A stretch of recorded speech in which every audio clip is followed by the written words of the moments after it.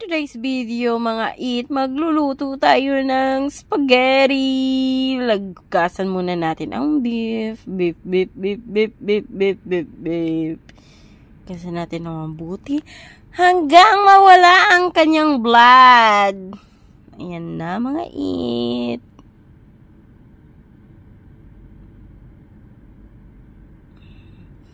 Lamasin lang natin ng lamasin yan.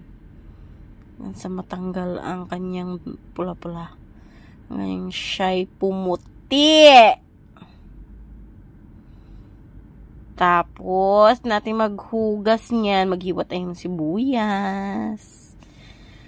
Tapos, gisahin na ang sibuyas agad-agad. Ganyan. Hanggang sa mag-translucent siya. Ilagay ang baka. Halu-haluin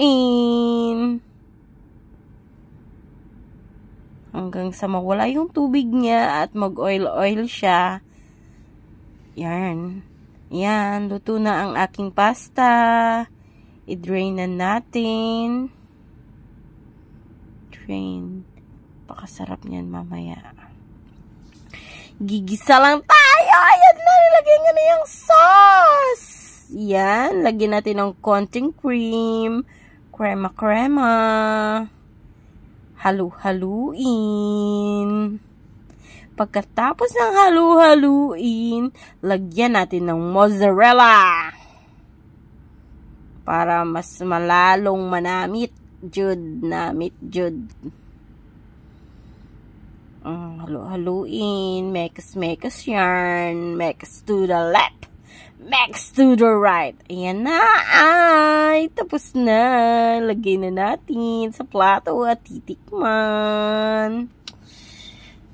At ito na ang finished product ko mga mare.